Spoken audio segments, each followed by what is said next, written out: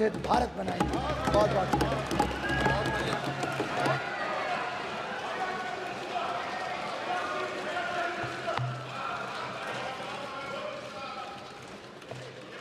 मान्य सदस्यगण प्रयास करें, जब कोई मान्य सदस्य बोला तो टोका टोकी नहीं करें।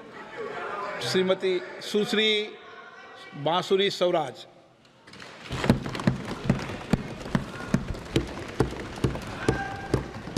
आदरणीय अध्यक्ष जी, मैं माननीय अनुराग ठाकुर जी द्वारा प्रस्तुत राष्ट्रपति अभिभाषण पर धन्यवाद प्रस्ताव का समर्थन करने के लिए आपके समक्ष उपस्थित हुई।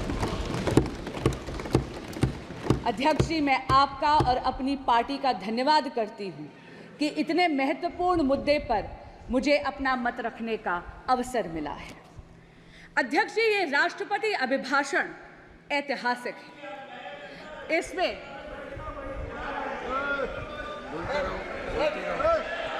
ये अभिभाषण ऐतिहासिक है और ये ऐतिहासिक इसलिए है अध्यक्ष जी क्योंकि इसमें एक दशक के मोदी सरकार की अद्वितीय कार्यों का चित्रण ही नहीं बल्कि आने वाले स्वर्णिम काल यानी विकसित भारत के संकल्प का उद्घोष भी है। मोदी जी की जन कल्याणकारी योजनाओं का असर और उनके विकसित भारत के विजन के जो जनता का अगाध विश्वास था, उसी के कारण से अध्यक्ष जी एनडीए को तीसरी बार जनता ने पूर्ण बहुमत का जनादेश दिया।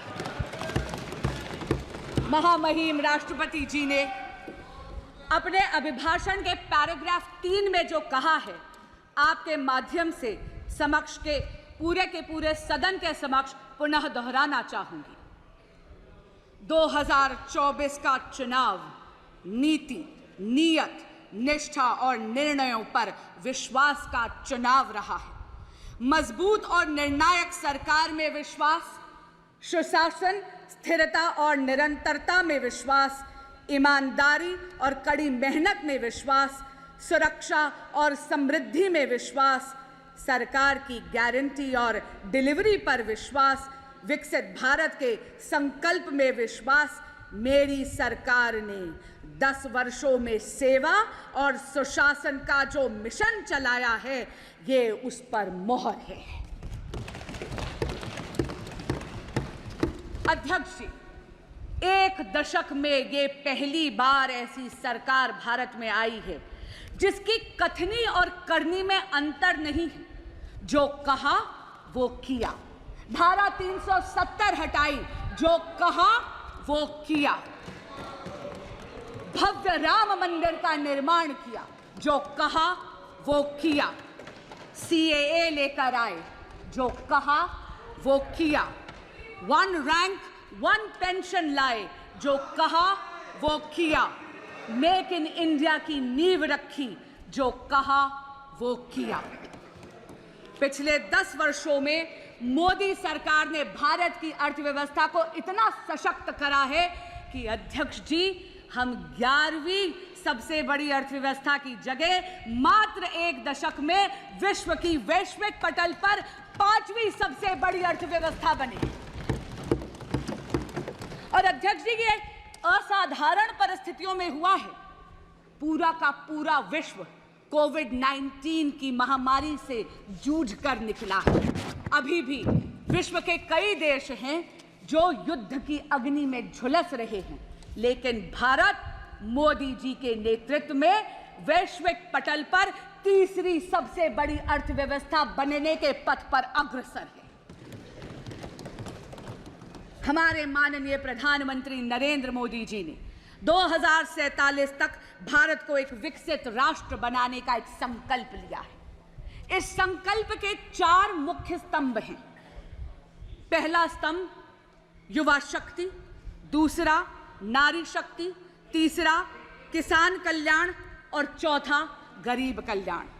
अध्यक्ष जी, यदि आप युवा शक्ति की बात करते हैं तो किसी भी प्रकार का अवसर यदि आप भारत की युवा शक्ति के समक्ष प्रस्तुत करते हैं तो उस अवसर का लाभ लेने के लिए युवा शक्ति चूकती नहीं है। शिक्षा के पर्याप्त अवसर हुए, इसके लिए मोदी सरकार ने एक दशक में 7 नए IITs, 16 नए ट्रिपल IITs, 7 नए IIMs, 15 AIIMS hospitals, 315 medical colleges और 390 नए विश्वविद्यालय स्थापित करे हैं। स्टैंड अप इंडिया और स्टार्टअप इंडिया की अगर हम बात करें तो इन 2 योजनाओं के कारण अध्यक्ष जी, देश का युवा जॉब सीकर की जगह जॉब क्रिएटर बना है। इस जॉब क्रिएशन से वेल्थ क्रिएशन की तरफ वो अग्रसर है। और आप जैसे माननीय अनुराग ठाकुर जी ने भी सदन के समक्ष रखा, आज भारत स्टार्टअप इकोसिस्टम में विश्व की 3rd लार्जेस्ट इकोसिस्टम है। अध्यक्ष जी, मुद्रा योजना में स्वरोजगार के लिए आप ये देखिए, 46 करोड़ युवाओं ने 26 लाख करोड़ रुपए का ऋण आसानी से लिया है। आज देश में 1,81,000 स्टार्टअप कंपनियां हैं, जिसमें से 100 से अधिक यूनिकॉर्न्स हैं। पिछले 10 वर्षों में Bharat ease of doing business के इंडेक्स पे 142nd पोजीशन से 63rd पोजीशन पे पहुंचा है। और पिछले 24 वर्षों में, यानी 2000 से 2024 में ही भारत में कुल $990.97 बिलियन का FDI आया है, जिसमें से अध्यक्ष जी 67% यानी $667.41 बिलियन मात्र पिछले 1 दशक में एनडीए की सरकार में आया है। Today, Bharat has become a leader in the world of manufacturing. चाहे इलेक्ट्रॉनिक्स हो, चाहे ऑटोमोबाइल हो, चाहे रक्षा उपकरण हो, भारत एक अग्रणी निर्माता के रूप में वैश्विक पटल पर उभर रहा है। और इस नई दुनिया में microchips are the new oil. Semiconductors और चिप मैन्युफैक्चरिंग की दुनिया में भारत कहीं पीछे ना छूट जाए, इसके लिए मोदी सरकार 1.25 लाख करोड़ रुपए का इंफ्रास्ट्रक्चर पहले ही उद्घाटित कर चुकी है। असम में 27,000 करोड़ का सेमीकंडक्टर का प्लांट भी बन रहा है। वो दिन दूर नहीं अध्यक्ष जी, जब चिप मैन्युफैक्चरिंग और सेमीकंडक्टर्स की दुनिया में Bharat will be a global leader. प्रधानमंत्री नरेंद्र मोदी जी के नेतृत्व में भारत में बहुत ही ट्रांसफॉर्मेटिव प्रोग्राम्स आए हैं, जैसे डिजिटल इंडिया, जैसे मेक इन इंडिया, जैसे स्टार्टअप इंडिया। इनके कारण भारत के युवाओं की एंटरप्रेन्योरियल स्पिरिट को बहुत ज्यादा प्रोत्साहन मिला है। अब हम आते हैं विकसित भारत के दूसरे स्तंभ पर, यानी नारी शक्ति। अध्यक्ष जी, हम सब ने सुना है कि चूल्हे की रोटी का स्वाद बड़ा गजब है, लेकिन उस चूल्हे की रोटी के स्वाद के चक्कर में मेरे देश की मातृशक्ति के फेफड़े झुलस जाते हैं। पहले जाती है, लकड़ी काटती है या लकड़ी बीनती है, गठरी सर पर लेकर आती है, 20 से 25 मिनट लगते हैं चूल्हा सुलगाने में। लेकिन नरेंद्र मोदी जी ने 10 करोड़ से ज्यादा उज्ज्वला गैस कनेक्शंस देके मातृशक्ति को धुएं की जिंदगी से निजात दी। हमारे देश में बचत की आदत हमारे देश में एक को मातृशक्ति ने सिखाई है। आप सबको याद होगा वो नानी जो रामायण के पन्नों में पैसे छुपाती, वो दादी जो चीनी के जार में पैसे छुपाती है। अरे उन चोरी के पैसों से कुल्फी फलूदा खाने की मिठास ही अलग है। लेकिन कितनी अचंभे की बात है अध्यक्ष जी, जिस मातृशक्ति ने देश को बचत सिखाई, उनके पास बैंक अकाउंट ही नहीं थे। नरेंद्र मोदी जी प्रधानमंत्री जन धन योजना के तहत देश की मातृशक्ति को फॉर्मल बैंकिंग सेक्टर का उन्होंने उसे हिस्सा बनाया। अध्यक्ष जी, 50 करोड़ से अधिक बैंक के खाते खुले प्रधानमंत्री जन धन योजना में, जिसमें से 56% महिलाओं के खाते थे। हमारे यशस्वी प्रधानमंत्री नरेंद्र मोदी जी ने यह भी सुनिश्चित करा कि महिलाओं के स्वरोजगार के लिए उनके पास आर्थिक सपोर्ट यानी फाइनेंशियल सपोर्ट की उपलब्धता हो। प्रधानमंत्री मुद्रा योजना के तहत कुल ऋण जो सैंक्शन हुए हैं उसमें से 69% महिलाओं के लिए सैंक्शन हुए। इसी तरह स्टैंड अप इंडिया के तहत अध्यक्ष जी 84% ऋण महिलाओं के लिए सैंक्शन हुए। एनडीए सरकार ने 1 करोड़ लखपति दीदी का जो टारगेट रखा था सेल्फ हेल्प ग्रुप मूवमेंट के माध्यम से, वो तो पहले ही लक्ष्य प्राप्ति हो गई है। इसलिए मोदी सरकार ने अब ये लक्ष्य बढ़ाकर 3 करोड़ महिलाओं को लखपति दीदी बनाने का रखा। अध्यक्ष जी, महिलाओं को सशक्त बनाने के उद्देश्य से प्रधानमंत्री जी लाए हैं नमो ड्रोन दीदी। मेरे देश की बहन बेटियां अब ड्रोन पायलट बनेंगी। न केवल इससे कृषि कार्य में आधुनिक तकनीक का इस्तेमाल होगा, लेकिन आप ये देखिए समाज की सोच में भी अंतर पड़ेगा। It is going to not only leverage technology for modernisation of agrarian economy of India, but also will ensure a tectonic shift in the psychology of the society. NaMo drone दीदी विकसित भारत के 2 पहलुओं को छूती है, कृषि कल्याण और महिला शक्ति। महिलाओं का लेकिन वास्तविक और असली सशक्तिकरण तब होता है जब वो नीति निर्माण में हिस्सा बनती है। अध्यक्ष जी, यहाँ पे कई सदस्य हैं, यहाँ पे आदरणीय हरसिमरत कौर जी भी बैठी हैं, वो तो स्वयं इस बात की साक्षी हैं कि 16वीं लोकसभा में तब की माननीय विदेश मंत्री श्रीमती सुषमा स्वराज ने राष्ट्रपति अभिभाषण के धन्यवाद प्रस्ताव के अनुमोदन के वक्त एक इच्छा प्रकट करी थी 33% महिला आरक्षण के लिए, ताकि महिलाओं का राजनीतिक सशक्तिकरण हो सके। अध्यक्ष जी, मेरा मन प्रफुल्लित हो उठता है ये कहते हुए कि प्रधानमंत्री नरेंद्र मोदी जी और उनकी सरकार ने 17वीं लोकसभा में ही ये स्वप्न हकीकत में तब्दील कर दिया। अध्यक्ष जी, 18वीं लोकसभा में सुषमा स्वराज की दी हुई ये आंखें नारी शक्ति वंदन अधिनियम को लागू होते इस सदन में देखेंगी और इस ऐतिहासिक पल की साक्षी बनेंगी। विकसित भारत का अगला स्तंभ है किसान कल्याण। अध्यक्ष जी, एनडीए सरकार के लिए अन्नदाता देवतुल्य है और इसीलिए एनडीए सरकार ने इन देवतुल्य किसानों के लिए 3,20,000 करोड़ रुपए पीएम किसान सम्मान निधि के तहत पहले ही वितरित कर दी है। नई सरकार जैसे ही आई, पहला सबसे बड़ा निर्णय हमारे यशस्वी प्रधानमंत्री श्री नरेंद्र मोदी जी ने लिया 9.26 करोड़ किसानों को 20,000 करोड़ रुपए ट्रांसफर करने का। एनडीए सरकार ने किसानों की आय बढ़ाने के लिए एमएसपी में रिकॉर्ड बढ़ोतरी करी है। ऑर्गेनिक फार्मिंग, कोल्ड स्टोरेज, कृषि आधारित उद्योग, डेयरी और मत्स्य पालन में आधारित उद्योगों को भी प्रोत्साहित करा गया है। ग्रामीण सड़क योजना के तहत 3,20,000 किलोमीटर से ज्यादा सड़कें बनाई गई हैं। विकसित भारत का चौथा और सबसे महत्वपूर्ण स्तंभ है गरीब कल्याण।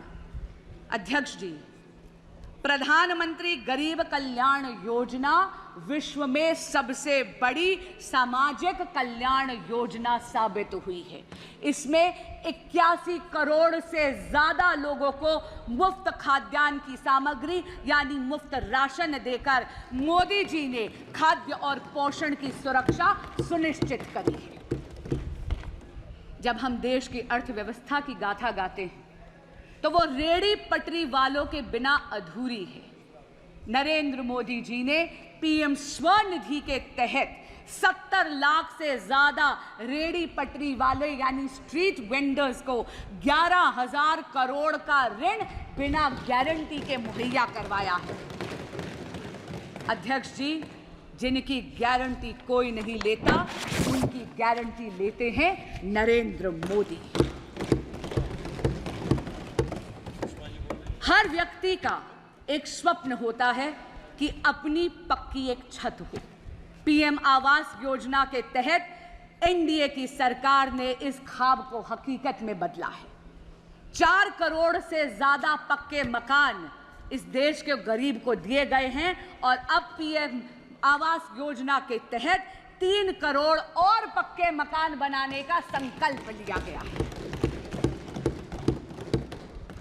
आयुष्मान भारत के तहत 55 करोड़ से ज्यादा लाभार्थियों को मुफ्त इलाज मिला है, लेकिन आने वाला जो भविष्य है वो बहुत ही स्वर्णिम है। अध्यक्ष जी, एक वक्त आता है हर युवा की जिंदगी में जब उस उम्र के पड़ाव में आपके माँ बाप आपके बच्चे बन जाते हैं और आप अपने माँ बाप के माता पिता। हर युवा को हर वक्त चिंता रहती है माँ बाप के इलाज की। आयुष्मान भारत में 70 बरस के हर वरिष्ठ नागरिक को और ट्रांसजेंडर कम्युनिटी को भी इसमें लाभार्थियों की श्रेणी में अब एनडीए की सरकार लाएगी। कितनी राहत की बात है, इस देश का युवा भी अब सांस ले सकता है कि 5 लाख रुपया सालाना माँ बाप की हेल्थ की प्रति सरकार मुहैया करवाने वाली है। पीएम सूर्य घर एक ऐसी फ्यूचरिस्टिक योजना है जहां पर आपके घरों के छतों पर सोलर पैनल्स लगाकर भगवान सूर्य नारायण की ऊर्जा को के माध्यम से मुफ्त बिजली बनाई जाएगी। और अध्यक्ष जी, मुफ्त बिजली से भी बेहतर है कि वो जो बची हुई बिजली है, एक्सेस बिजली, आप ग्रिड पर बेचकर एक नई इनकम का सोर्स, एक नया आय का सोर्स भी होगा। लेकिन मोदी सरकार अलग है। अध्यक्ष जी, केवल नीति निर्माण ही नहीं करती, केवल योजनाएं ही नहीं बनाती, केवल उन योजनाओं का लाभ जन जन तक नहीं पहुंचाती, लेकिन वो लाभ सुनिश्चित हो, लास्ट माइल डिलीवरी हो, उसके लिए विकसित भारत संकल्प यात्रा भी निकालती है। अध्यक्ष जी, मोदी की गारंटी की गाड़ी आपके दरवाजे आती है, जनता के दरवाजे आती है। सभी सरकारी योजनाएं एक ही छत के नीचे है। आपको आधार कार्ड बनाना है, काउंटर वही है। पीएम स्वनिधि चाहिए, काउंटर वही है। आपको उज्ज्वला गैस कनेक्शन चाहिए, काउंटर वही है। गुड गवर्नेंस के साथ साथ accessibility to that good governance Modi सरकार सुनिश्चित करती है।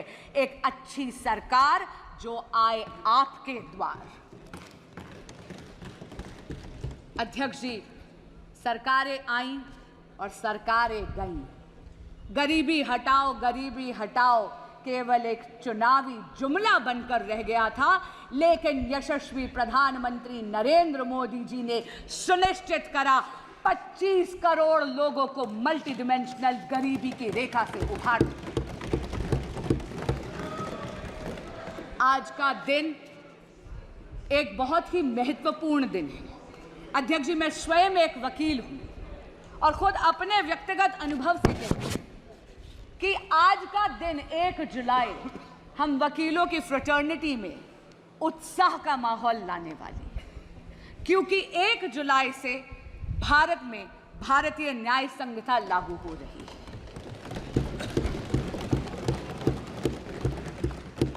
पहले के कानून ब्रिटिश राज की गुलामी की बेड़ियां थे जो हमारी न्याय प्रणाली को जकड़े हुए थे।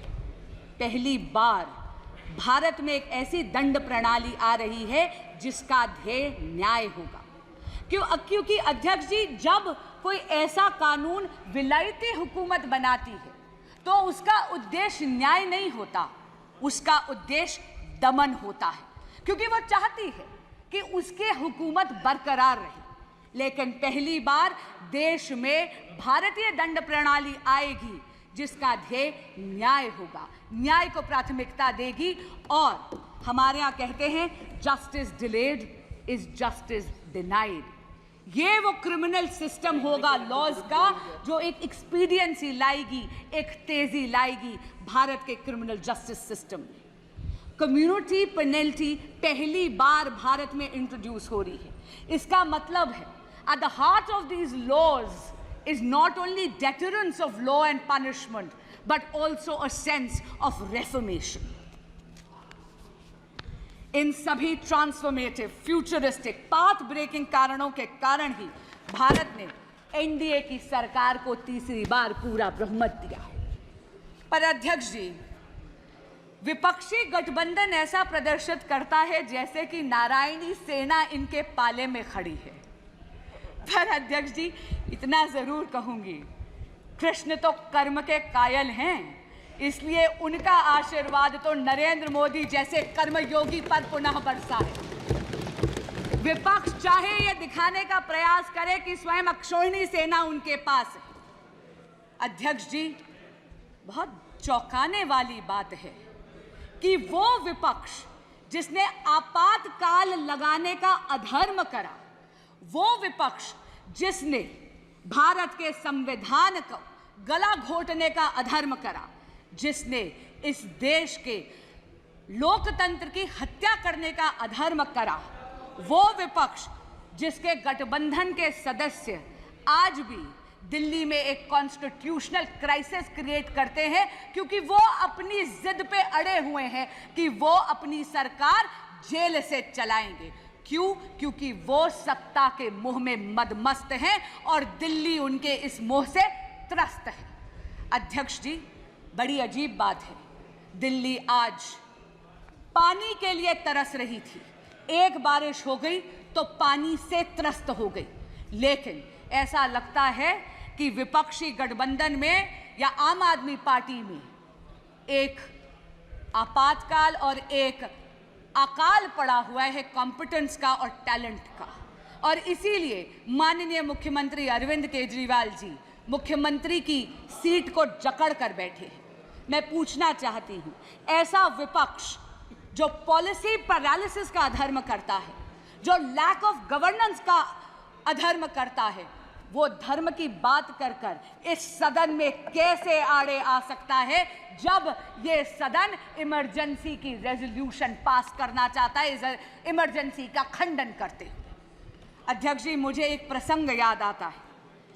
महाभारत में युधिष्ठिर को जब अकर्मण्यता ग्रसित कर गई तो वो पितामह भीष्म के पास गए। पितामह भीष्म ने युधिष्ठिर जी को सुशासन के कई सूत्र दिए, लेकिन एक मूल मंत्र भी दिया, और वो मूल मंत्र था यतो धर्मस्य ततः कृष्णो, यतः कृष्णस्य ततो धर्मः। जहां धर्म है वहां कृष्ण है, जहां कृष्ण है वहां विजय है।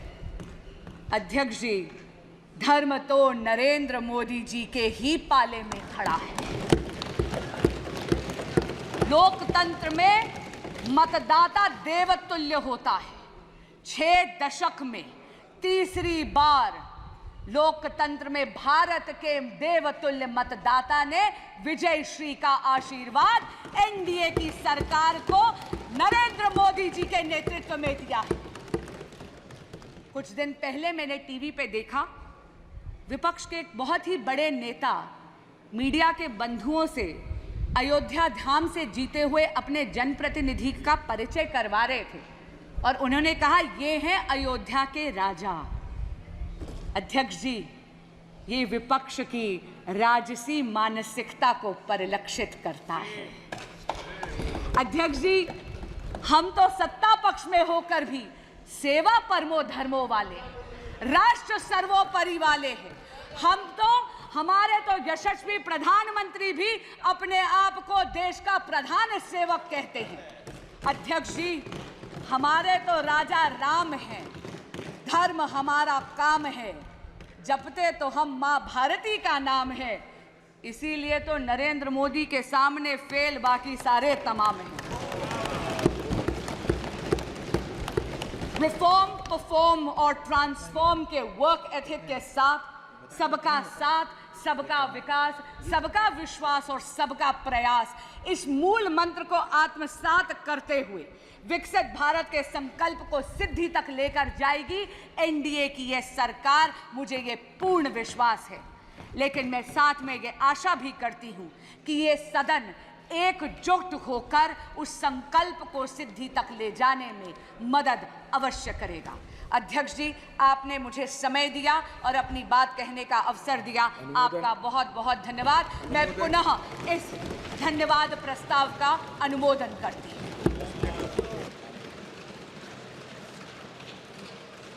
सभा की कार्रवाई 2:10 तक के लिए स्थगित की जाती है।